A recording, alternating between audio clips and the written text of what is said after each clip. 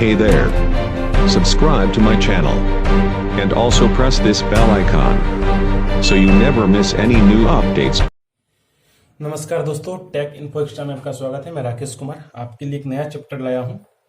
ये इस चैप्टर का नाम है भारत में वन्य जीव अभयारण्य एवं राष्ट्रीय उद्यान। दोस्तों ये चैप्टर इतना इंपॉर्टेंट है कि इससे हर एक एग्जाम्स में एक क्वेश्चन से दो क्वेश्चन देखने को मिलते हैं। तो क्वेश्चन जो पूछे जाते हैं ये पूछे जाते हैं कि कौन से राष्ट्रीय उद्यान, ठीक है, कौन से राज्य में स्थित है। जैसे राष्ट्रीय उद्यान का नाम भी दे दिया जाएगा और दे करके पूछा जाएगा कि ये राष्ट्रीय उद्यान जो है कौन से स्टेट में उपस्थित है। तो आपको ये बताना पड़ेगा। वन्य जीव अभयारण्य का नाम दे दिया जाएगा और पूछा जाएगा कि ये कहाँ अवस्थित है, ये पूछा जाएगा। तीसरी चीजें हैं कि कोई जानवर का नाम दे दिया जाएगा और पूछा जाएगा कि ये जानवर को किस वन्य अभयारण्य के लिए जाना जाता है। तो आपको दोस्तों ये सब तब आप बता पाएंगे जब आप इस चैप्टर को पढ़ेंगे। और जब आप ये पढ़ेंगे आप प्रीवियस पेपर के क्वेश्चन उठा लीजिए, आपसे सारा क्वेश्चन सॉल्व होगा। जैसे आप लुसेंट के ऑब्जेक्टिव उठा लें, उसमें प्रीवियस पेपर के क्वेश्चन दिए हुए हैं, आप वो सॉल्व कर लीजिए, आपसे सारा क्वेश्चन सॉल्व होगा। बशर्ते शर्त यही है कि आप हमारे वीडियो को ध्यान से देखें और एक नोट्स बनाते चलें। मैं जितनी चीजें लिखा हूं आपको वो सारी चीजें नोट करते रहना चाहिए, ताकि आपसे एग्जाम में पूछे हुए क्वेश्चंस को सॉल्व करने में कोई प्रॉब्लम ना हो। तो दोस्तों आते हैं टॉपिक पे। कहता है कि वर्ल्ड में जितना वन्य जीव है उसका 5%, ठीक है, 5% वन्य जीव जो है भारत में है। ठीक है, विश्व में जितने वन्य जीव हैं उसमें से 5% वन्य जीव जो है भारत में है। ठीक है दोस्तों, भारत की बात करते हैं हम, वर्ल्ड की बात तो नहीं कर रहे हैं। अब हम भारत के बारे में फोकस करते हैं, क्योंकि हमें ये जानना है कि भारत के अंदर में कौन कौन से नेशनल पार्क हैं, हम इसके बारे में पढ़ेंगे। तो हम फोकस भारत पे करते हैं। दोस्तों भारत की बात करी जाए तो भारत की जनसंख्या लगातार बढ़ती जा रही है और जनसंख्या बढ़ने की वजह से भारत दूसरी सबसे बड़ी जनसंख्या वाली देश जानी जाती है। आने वाले समय में यदि जनगणना होती है फिर तो भारत हो सकता है पहले नंबर पे भी आ जाए। तो दोस्तों ये जो जनसंख्या बढ़ रही है, तो जनसंख्या बढ़ने के साथ साथ लोगों की आवश्यकताएं भी बढ़ रही है। लोगों को एक घर में 4 सदस्य पहले हुआ करते थे, अब 8 सदस्य हो गए। तो 8 सदस्यों की वजह से एक नए आवास की आवश्यकता पड़ती है। इस 8 सदस्यों की वजह से इसकी क्षति भरण पूर्ति के लिए इसे रोजगार की जरूरत पड़ती है, और वो रोजगार कहीं ना कहीं पेड़ पौधे की कटाई करके उस जगह पर कोई शॉप या कोई बिजनेस लोग खोलते जा रहे हैं। तो इससे जो है पेड़ पौधे की लगातार हरासमेंट हो रही है, पेड़ पौधे की, जीव जंतुओं का बहुत नुकसान हो रहा है। असल में पेड़ पौधे की जो कटाई होती है तो इससे जो वन्य जीव है वो विलुप्त होने के कगार पे चलते जा रहे हैं। तो इसी को ध्यान में रखते हुए भारत सरकार ने, ठीक है, इसी को ध्यान में रखते हुए भारत सरकार ने वन्य जीव अधिनियम 1972 लाया। वन्य जीव संरक्षण अधिनियम, वन्य जीव संरक्षण अधिनियम 1972 में लाए। ठीक है, ये जो दोस्तों अधिनियम आया, तो इस अधिनियम के माध्यम से अलग अलग जो विलुप्त होने वाले जीवों में से आते थे उसे एक नियम बना करके उसका एक संरक्षण रखने का काम किया गया। मतलब जैसे बाघ यदि विलुप्त हो रहे थे तो उसके लिए बाघ संरक्षण 1973 में लाया गया। ठीक है, तो राष्ट्रीय बाघ यदि पहले 73 में देखा गया कि बाघों की संख्या घट रही है और इससे पर्यावरण जो है बैलेंस नहीं रह पाएगा, तो उसके लिए बाघ संरक्षण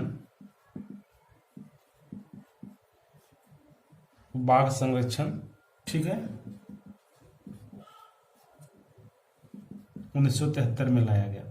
दोस्तों ये जो राष्ट्रीय बाघ संरक्षण 1973 में लाया गया नियम, इसके तहत जो टाइगर रिजर्व थे बनाए गए, टाइगर रिजर्व मतलब बाघों को सुरक्षित रखने के लिए, संरक्षित रखने के लिए टाइगर रिजर्व का निर्माण किया गया।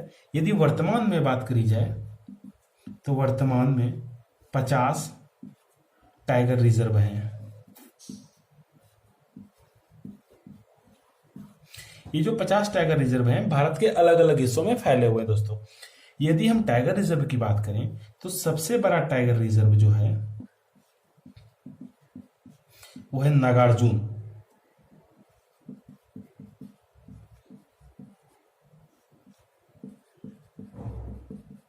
नागार्जुन सागर टाइगर रिजर्व सबसे बड़ा टाइगर रिजर्व है। ये कहां पर है? तो ये आंध्र प्रदेश के अंदर है। ठीक है दोस्तों, 1973 तो हो गया। फिर 1973 के बाद 1974 में आता है मगरमच्छ संरक्षण परियोजना।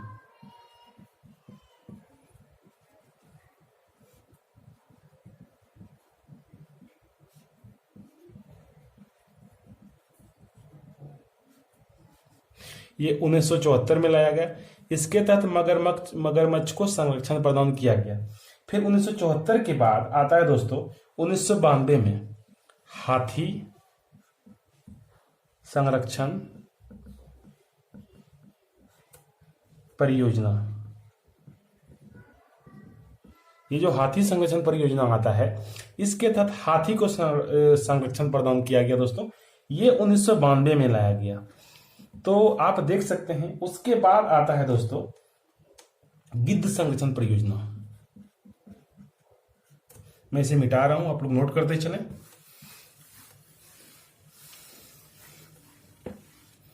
गिद्ध संरक्षण परियोजना,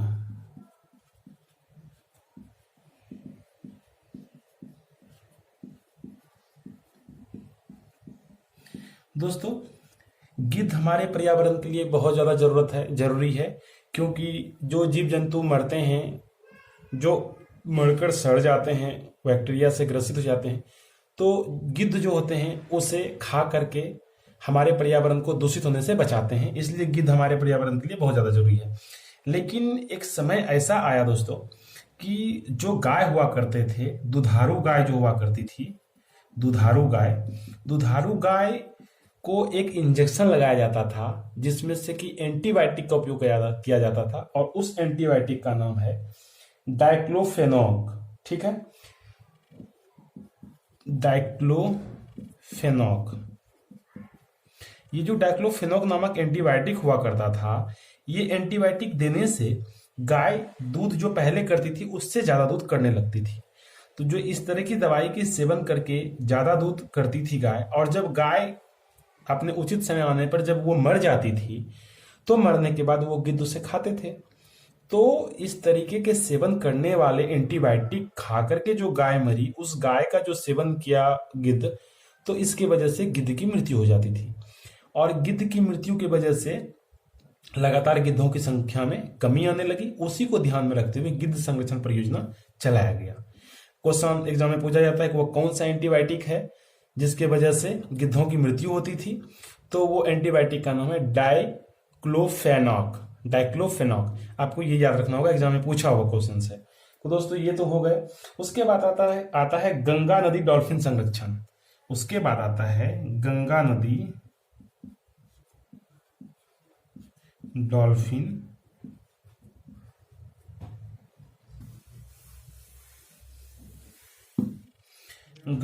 डॉल्फिन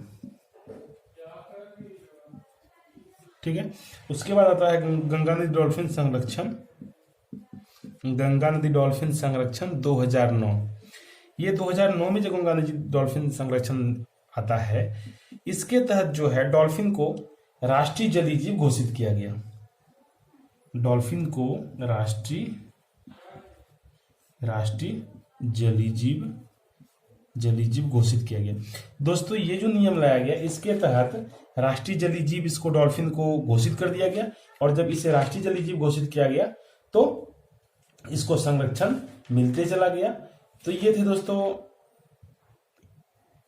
जो भी संरक्षण के नियम आए, वो थे इंपॉर्टेंट सब। अब हम जानते हैं कि जो टाइगर रिजर्व है, जो राष्ट्रीय उद्यान है, वो 3 तरीके से उसे संरक्षित करने का नियम सरकार ने बनाया। जो दोस्तों अब पढ़ते हैं red data book. Red data book क्या है? तो रेड डाटा बुक जो है एक ऐसा बुक होता है जिसमें कि ऐसे पशु पक्षियों और पौधों का जिक्र किया जाता है जो विलुप्त होने के कगार पे होते हैं। तो सर्वप्रथम 1963 में सर पीटर स्कॉट ने अंतरराष्ट्रीय रेड डाटा बुक की कल्पना की थी। 1963 में किसने किया था? तो सर पीटर स्कॉट ने रेड डाटा बुक की कल्पना की थी। और इसका प्रकाशन की बात की जाए तो इसका प्रथम बार प्रकाशन इसका प्रथम बार जो प्रकाशन किया गया था दोस्तों, वो किया गया था 1964 में। ठीक है, तो आपको रेड डाटा बुक समझ में आ गया कि रेड डाटा बुक एक ऐसा बुक होता है, एक ऐसा डेटा होता है जिसमें कि ऐसे पशु पक्षियों पौधों के बारे में जानकारी दी जाती है जो विलुप्त होने के कगार पे होते हैं। और इसको 1963 में सर पीटर स्कॉट ने अंतर्राष्ट्रीय रेड डाटा बुक की कल्पना की थी और प्रथम बार इसका प्रकाशन 1964 में किया गया, यानी 1 साल बाद किया गया। दोस्तों अब आते हैं हम राष्ट्रीय उद्यान पे, वन्यजीव अभ्यारण्य पे, और जो भी है इसके बारे में अब जहां से ज्यादा क्वेश्चन पूछे जाते हैं उस पर आते हैं। दोस्तों यदि वर्तमान में देखा जाए तो 3 प्रकार के क्षेत्र बनाए गए हैं। ठीक है, 3 प्रकार के क्षेत्र बनाए गए हैं। 3 प्रकार के क्षेत्र कौन कौन से बनाए गए दोस्तों? तो पहला क्षेत्र है राष्ट्रीय उद्यान, राष्ट्रीय उद्यान। दूसरा है वन्यजीव अभ्यारण्य,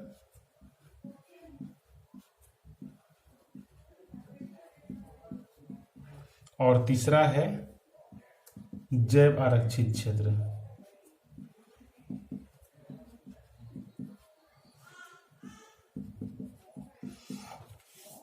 दोस्तों राष्ट्रीय उद्यान की बात करी जाए, इस तीनों के माध्यम से जीवों को संरक्षित रखा जाता है।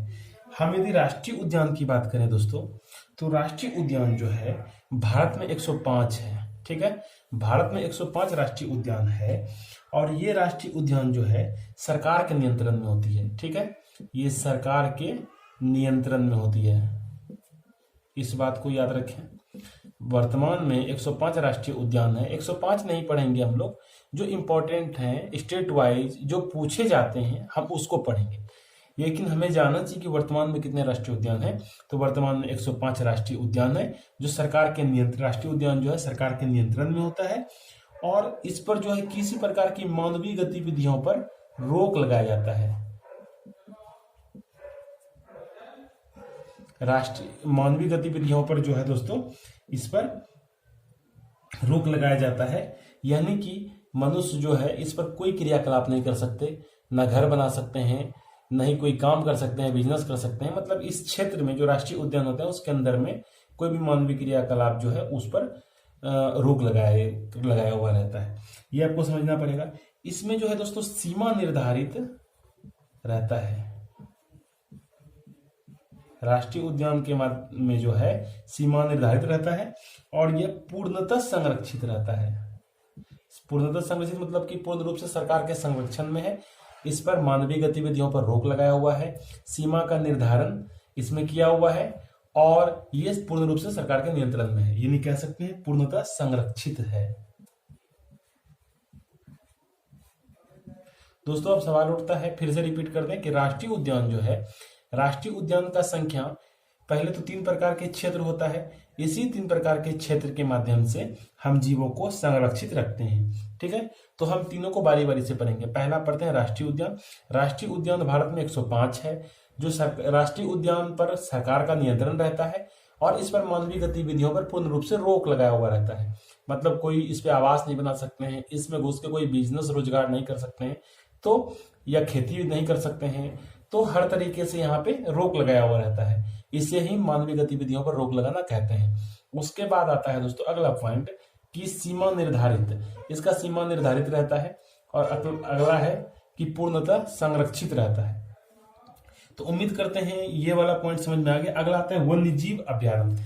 वन्यजीव अभ्यारण्य जो होता है दोस्तों, इसके तहत जो है देखा जाए, इसको मैं मिटा रहा हूं,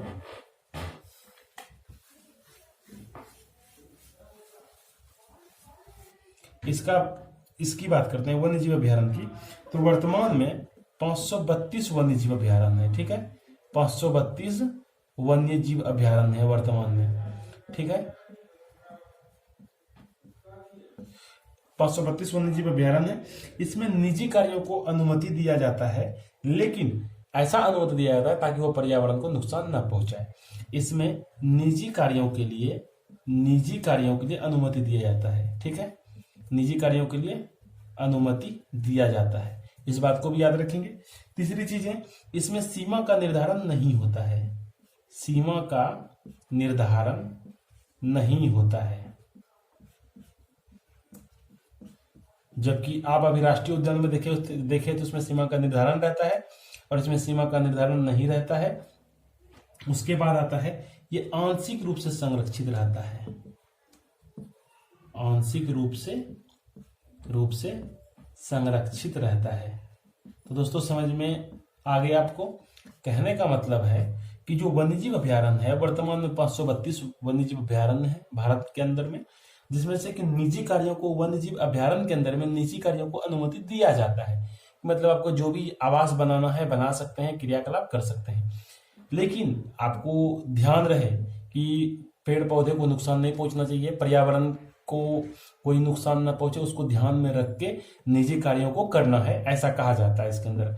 इसमें आंशिक रूप से संरक्षित रहता है और सीमा का निर्धारण भी इसमें नहीं रहता है। ठीक है, अब अगला आता है जैव आरक्षित क्षेत्र। दोस्तों ये जो जैव आरक्षित क्षेत्र होता है, ये इसको और इसको मिला दिया जाए उतना बड़ा होता है, उससे भी बड़ा हो सकता है, लेकिन इन दोनों से बड़ा होता है। बेसिकली मेरा कहने का मतलब ये है, जैव आरक्षित क्षेत्र जो है भारत में सबसे भारत में जैव आरक्षित क्षेत्र जो है 18 है। ठीक है, भारत में वर्तमान में 18 जैव आरक्षित क्षेत्र है और इसमें जो है नीलगिरी पहला जैव आरक्षित क्षेत्र घोषित किया गया था। नीलगिरी, याद रखिए, ये भी एग्जाम में पूछा जाता है कि नीलगिरी जो है पहला जैव आरक्षित क्षेत्र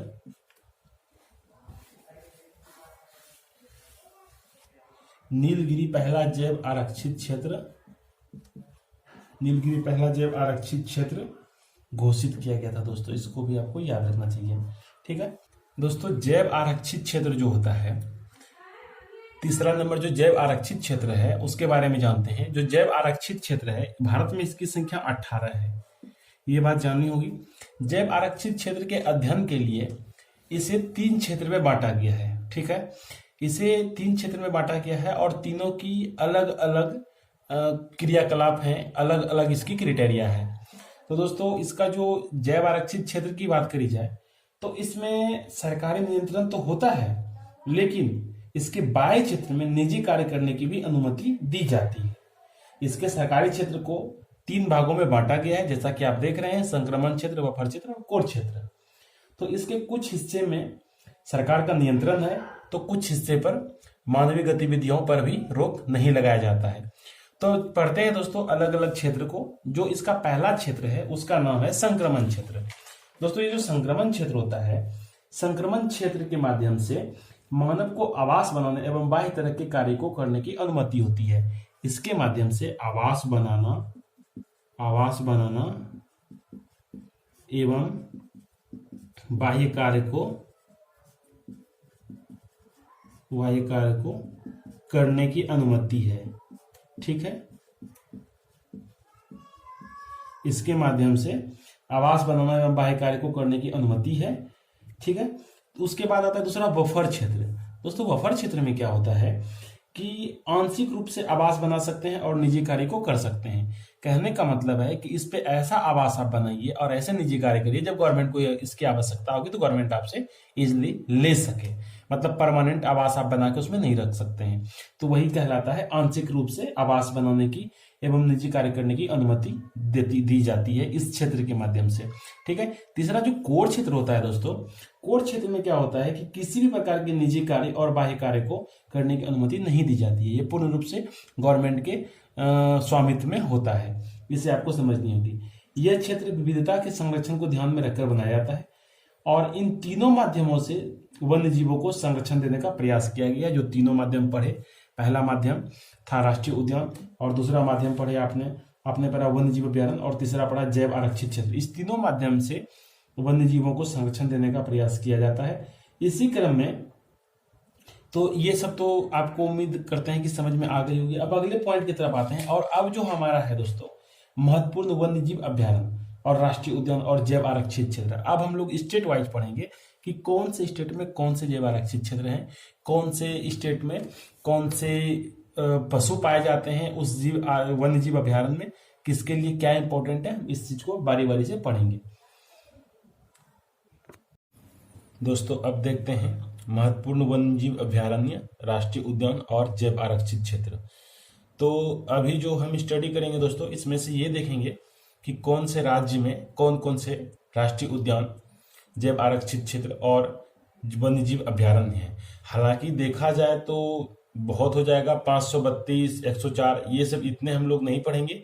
हम लोग बस उतना ही पढ़ेंगे जो इम्पोर्टेंट है, जो एग्जाम्स में आते हैं।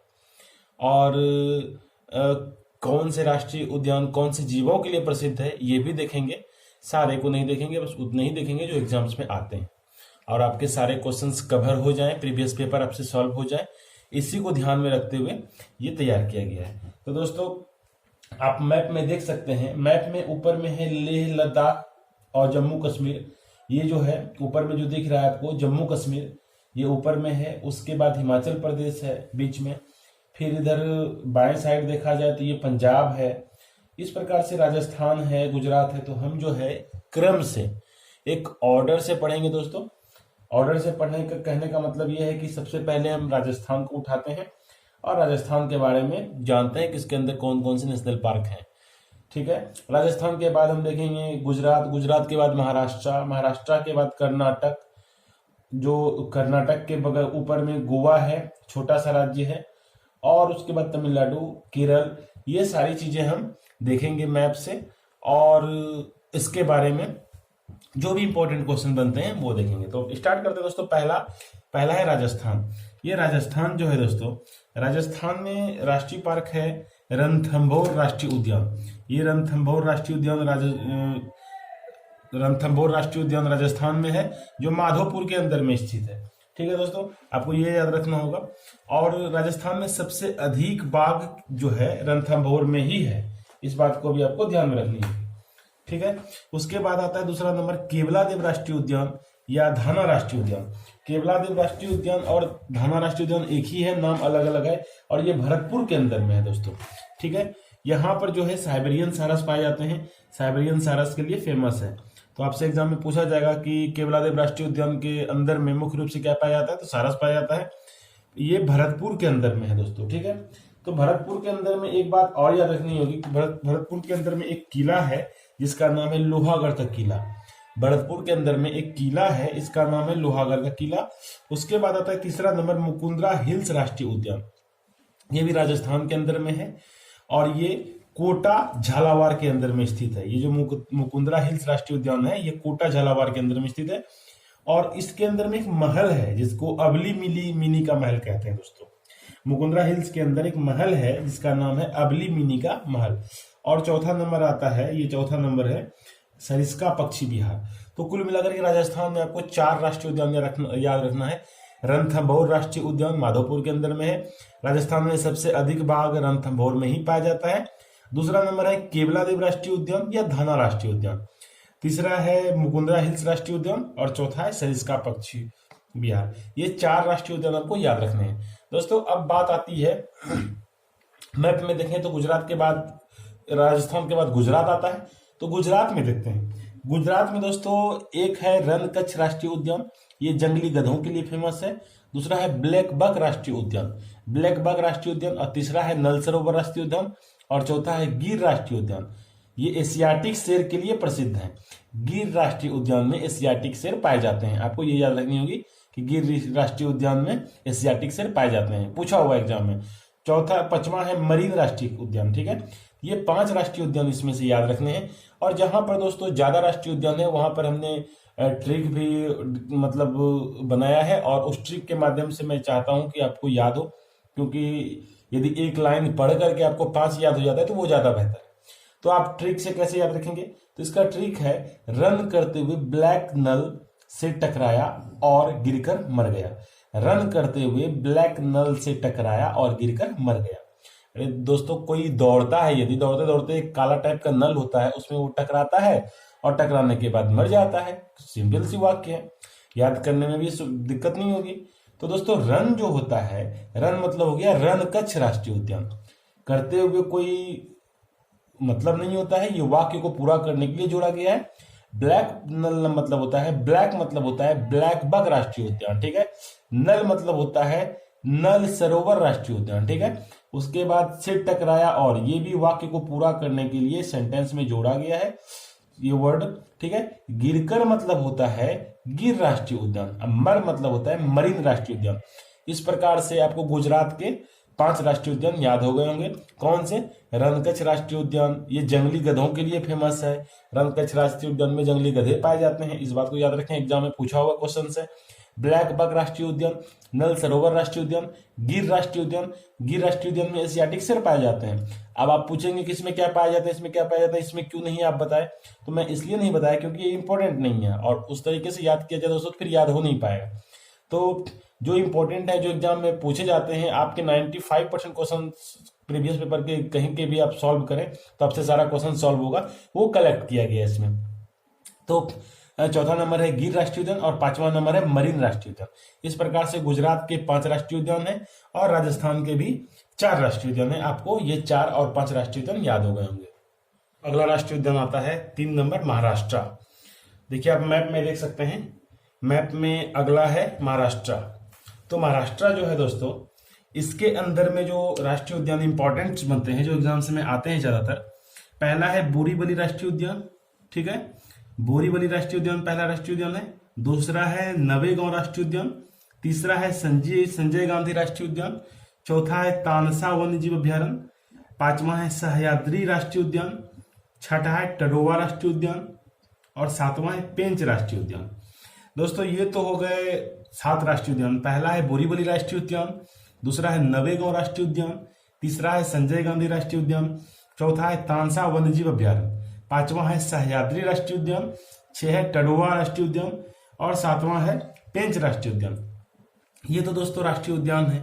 ये 7 राष्ट्रीय उद्यान यदि याद नहीं रहता है तो इसके लिए एक छोटा सा ट्रिक है, मतलब एक लाइन बोल करके आप पूरे 7 को याद रख सकते हैं। तो कैसे याद रखेंगे दोस्तों? तो याद रखने का ट्रिक है, महाराष्ट्र के बोरीवली के नवेगांव में संजय तानसेन ने टडोवा का पेंच काटा।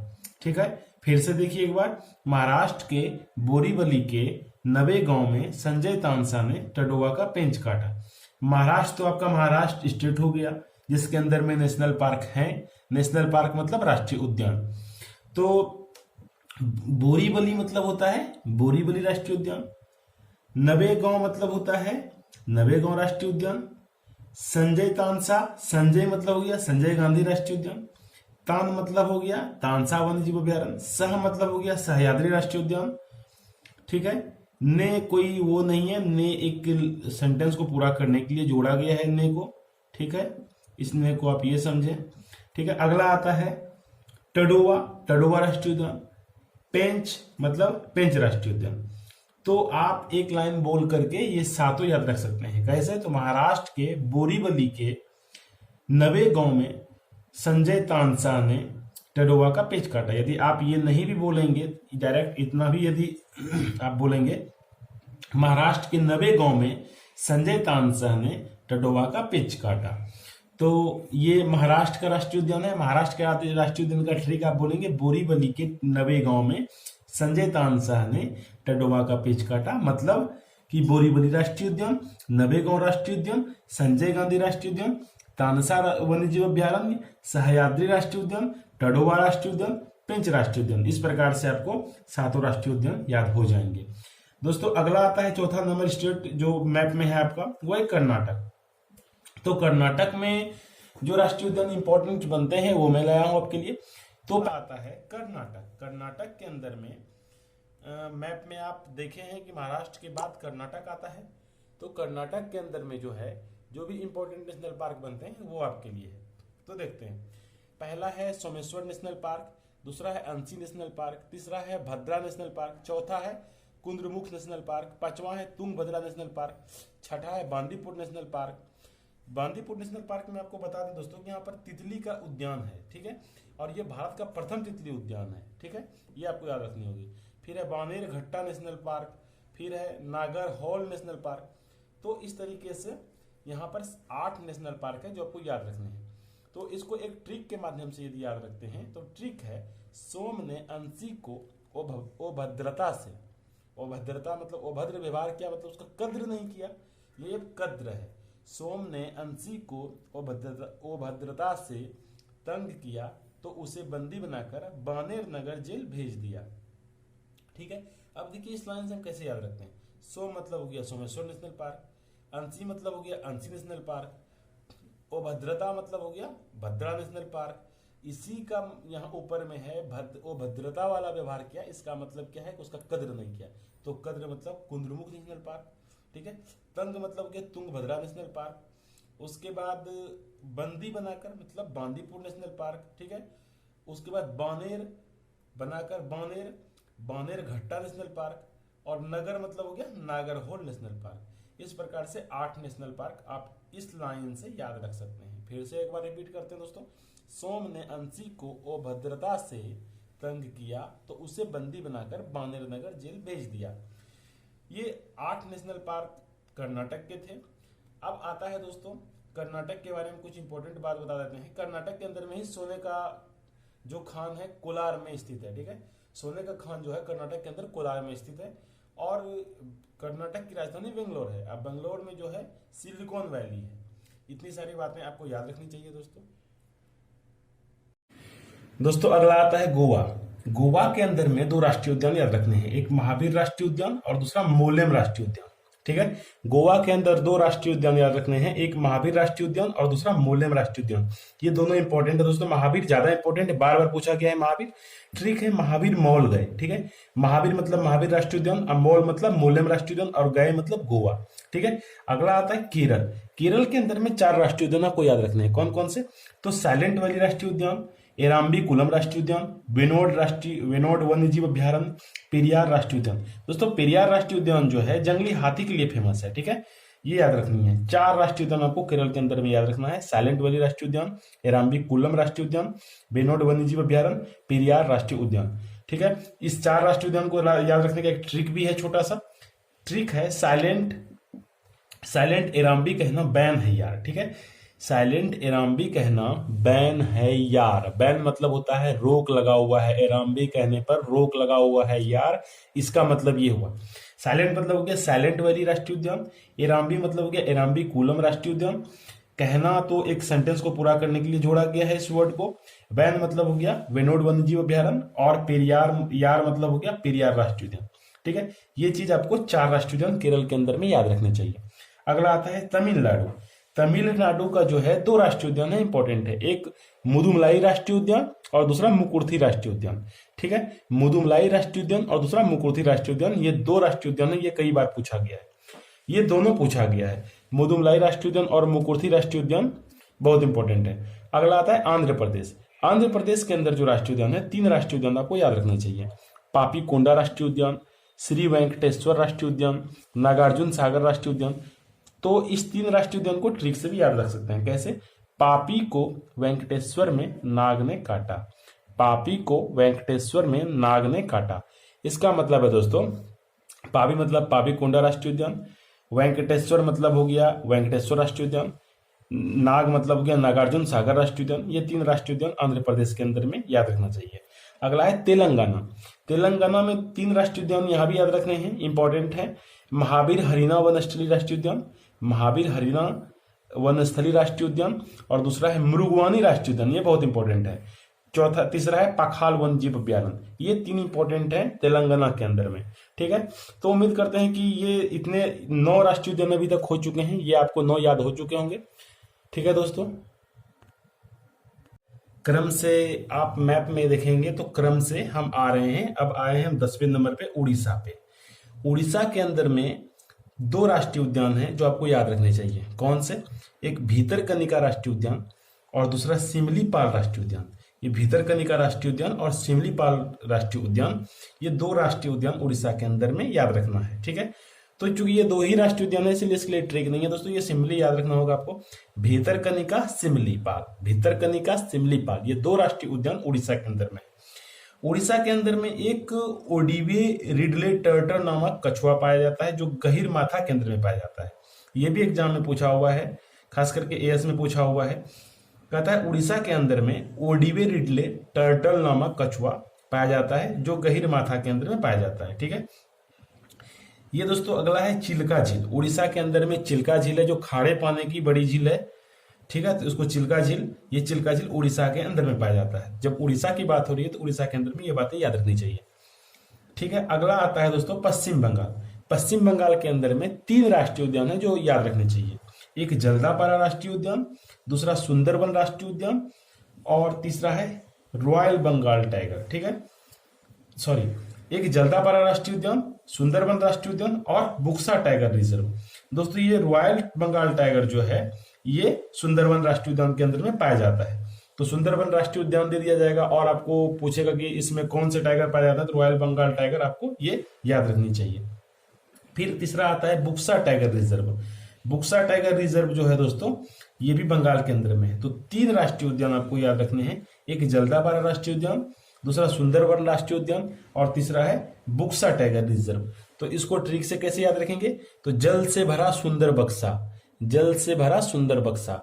जल मतलब हो गया जल्दापारा राष्ट्रीय उद्यान, सुंदर मतलब हो गया सुंदरबन राष्ट्रीय उद्यान और बक्सा मतलब हो गया बुक्सा राष्ट्रीय टाइगर रिजर्व। ठीक है, ये 3 राष्ट्रीय उद्यान आपको याद रखना पड़ेगा। इसके साथ साथ आपको बंगाल में ये भी याद रखना पड़ेगा कि सुंदरबन डेल्टा जो है ये बंगाल में अवस्थित है, ये भी आपको याद रखना पड़ेगा।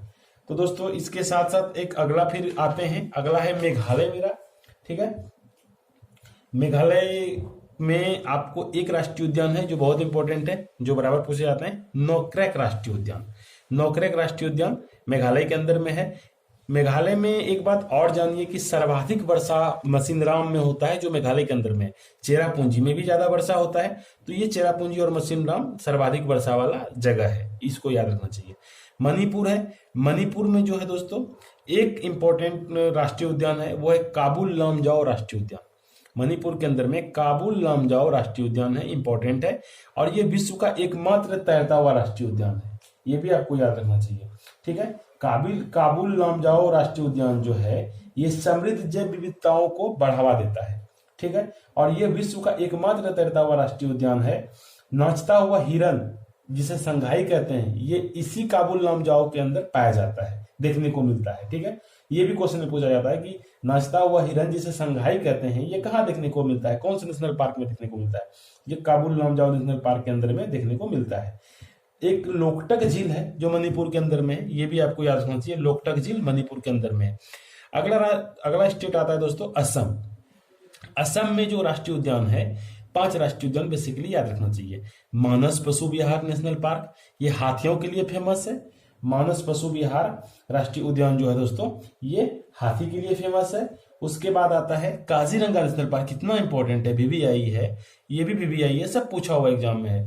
काजीरंगा नेशनल पार्क ये एक सींग वाले गेंडे के लिए फेमस है। एक सींग वाले गेंडे के लिए कौन फेमस है, तो काजीरंगा नेशनल पार्क एक सींग वाले गेंडे के लिए फेमस है। फिर आता है Nameri national park, Nameri national park. उसके बाद आता है ओरंग नेशनल पार्क। फिर आता है 5वां नंबर Dibru Saikhowa national park, Dibru Saikhowa national park. ये 5 नेशनल पार्क है जो आपको याद रखना चाहिए, कई बार पूछा हुआ है, वीवीआई है दोस्तों। ये इसका ट्रिक है, आसमान से काजी ने मेरी ओर डब्बा फेंका। ये फेंका आप लोगों को नहीं दिख रहा है, यहां पे मैं लिख देता हूं, इसके बाद है फेंका, फेंका। तो आसमान मतलब हो गया दोस्तों, आसमान मतलब आस मतलब हो गया असम, आस मतलब क्या हो गया असम, आस मतलब हो गया असम। मान मतलब हो गया मानस पशु विहार नेशनल पार्क जो हाथी के लिए फेमस है। फिर होता है काजी, काजी मतलब हो गया काजीरंगा नेशनल पार्क, एक सींग वाले गंडे के लिए फेमस है। नेमेरी मतलब नामेरी नेशनल पार्क। ठीक है, डब्बा मतलब हो गया डिब्रूगढ़ नेशनल पार्क, और मतलब हो गया ओरंग नेशनल पार्क। ठीक है, ये इतनी चीजें याद रखनी चाहिए। फिर से असम में 5 राष्ट्रीय उद्यान है जो याद रखनी चाहिए। मानस पशु विहार राष्ट्रीय उद्यान हाथी के लिए फेमस है। काजीरंगा नेशनल पार्क एक सींग वाले गंडे के लिए फेमस है। नामेरी नेशनल पार्क, 4था नंबर ओरंग नेशनल पार्क, 5वां नंबर Dibru Saikhowa national park. Trick, आसमान से काजी ने मेरी ओर डब्बा फेंका। तो आसमान मतलब आस मतलब हो गया असम, मान मतलब हो गया मानस पशु विहार नेशनल पार्क, काजी मतलब हो गया काजीरंगा नेशनल पार्क, ने मेरी मतलब हो गया नामेरी नेशनल पार्क, और मतलब हो गया ओरंग नेशनल पार्क, डब्बा मतलब हो गया डिब्रू सैखोवा नेशनल पार्क। तो इस प्रकार से ये नेशनल पार्क याद रखने चाहिए असम का।